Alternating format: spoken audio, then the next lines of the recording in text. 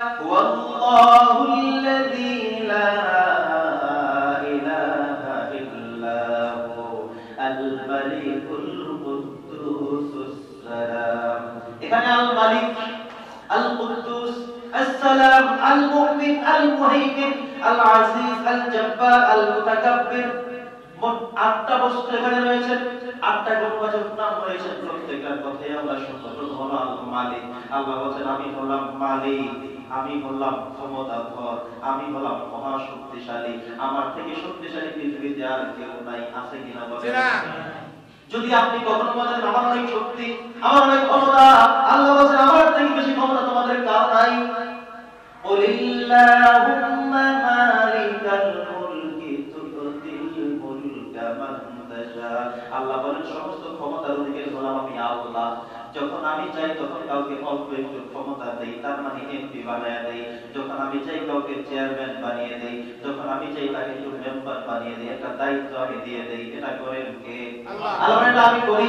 তুতিল মুলকা মান তাশা, আমি আল্লাহ তাআলা তাকে একটু ক্ষমতা দেই, অল্প একটু ক্ষমতা দেই।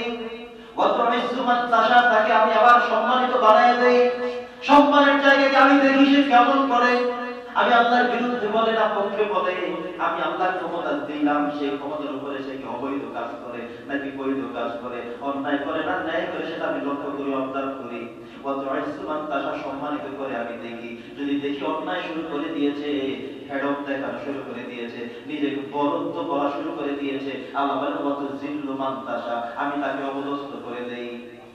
এটা করতে পারেন কে? আল্লাহ। ওয়াতুইজ্জু মান তাশা ওয়া তুযিল্লু মান তাশা বিয়াদিকাল খায়র। আল্লাহ বলেন আমার হাতেই তো সবকিছু, আমি তাকে ক্ষমতা দিলাম, সম্মানিত করলাম, সে যখন আমার কথা শুনলো না, বুঝলো না, উল্টা শুরু করলো, অপব্যবহার শুরু করলো, তাহলে ওয়া তুযিল্লু মান তাশা বিয়াদিকাল খায়র, আমি আবার অপদস্থ করে দেখিয়ে দিতে পারি, সেই ক্ষমতাও আমার হাতে আছে না?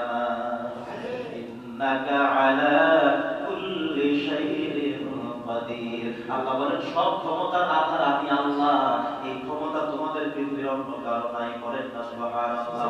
কিয়ামতের দিন মুসিবতের সময় আল্লাহ তাআলা আজরাইল বলবে, আজরাইল পৃথিবীর সব মানুষ কি মরে গেছে? বলেন না মরে গেছে। বলেন আছে কারা? বলেন ফেরেশতারা, সবটি মারো।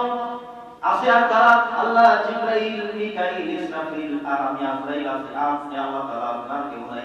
আল্লাহ বলেন এবার জিবরাইলকে মারো, মিকাইলকে মারো, ইসরাফিলকে মারো, কে আছে বাকি? বলে আল্লাহ আমি আছি, আপনি আছেন, আর কেউ নাই। আল্লাহ বলেন এবার তোমার জান কবজ তুমি করো, তুমি নিজেই মারা যাও।